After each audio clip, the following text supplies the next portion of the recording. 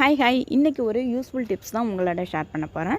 அதுக்கு முன்னாடி எனக்கு சப்ஸ்கிரைப் பண்ண அனைத்து அன்பு உள்ளங்களுக்கும் ரொம்ப தேங்க்ஸ். இப்போ டிப்ஸ் என்னென்னா, நம்ம சில ரெசிபீஸ்லாம் செய்யும்போது குருமா சாம்பார் இந்த மாதிரி சில நேரங்களில் வைக்கும்போது நம்ம அதுக்கு கூட்டு மாவு கரைச்சி ஊற்றுறதுக்காக கடலை மாவு வந்து கரைச்சி அப்படி கரைக்கும் போதே நீங்கள் டபக்குன்னு எடுத்து தண்ணியை கொட்டிடக்கூடாது. ஃபர்ஸ்ட் நம்ம கொஞ்சமாக தண்ணி ஊற்றி நல்லா பேஸ்ட் மாதிரி எடுத்துக்கணும். அப்போ பார்த்தீங்கன்னா உங்களுக்கு சின்ன கட்டி கூட வராது. நம்ம பேஸ்ட் மாதிரி கரைச்சிக்கிட்டு அதுக்கப்புறமா நமக்கு எவ்வளோ தண்ணி தேவையோ அதை தண்ணி கலந்து நம்ம அதில் ஊற்றிக்கலாம். இதே நீங்கள் எடுத்தோடனே டமாலில் தண்ணி கொட்டிட்டிங்கன்னு வச்சிங்களா, அவ்வளோதான். அங்கேயே முட்டையாக கட்டி பிடிச்சி போய் நம்ம திருப்பி அந்த கட்டி கரைக்கிறது ரொம்ப கஷ்டம். அப்புறம் அங்கேயும் பார்த்தீங்கன்னா காராப்பூந்தி மாரி முட்டையாக கிடக்கும். அதுக்கப்புறம் நம்ம அதை ஒன்று எடுத்து நசுக்கிட்டு இருக்க முடியாது. ஸோ நம்ம கரைக்கிறதுக்கு முன்னாடியே கொஞ்சமாக தண்ணி ஊற்றி பேஸ்ட் மாதிரி கலக்கிட்டிங்கன்னா உங்களுக்கு ரொம்ப ஈஸியாக பார்க்கறதுக்கு உங்களுக்கு சின்ன டிப்ஸ் மாதிரி தெரியலாம். ஆனால் இது உண்மையிலேயே ஒரு யூஸ்ஃபுல்லான இந்த மாவில் தண்ணியை நிறையா ஊற்றிட்டு இந்த கட்டி கரைக்க கஷ்டப்பட்டுருப்பாங்க தெரியுங்களா, அவங்களுக்கு தெரியும் இந்த டிப்ஸோட அருமை என்னன்னு. இந்த டிப்ஸ் எப்படி இருந்ததுன்னு கமெண்ட்ல சொல்லுங்கள். இந்த டிப்ஸ் பிடிச்சிருந்தா வீடியோக்கு ஒரு லைக் கொடுத்துட்டு சேனலையும் மறந்துடாமல் சப்ஸ்கிரைப் பண்ணிக்கோங்க. வீடியோ பார்த்ததுக்கு ரொம்ப தேங்க்ஸ். மீண்டும் ஒரு நல்ல வீடியோவில் உங்களை வந்து மீட் பண்ணுற வரைக்கும் டாடா பாய்.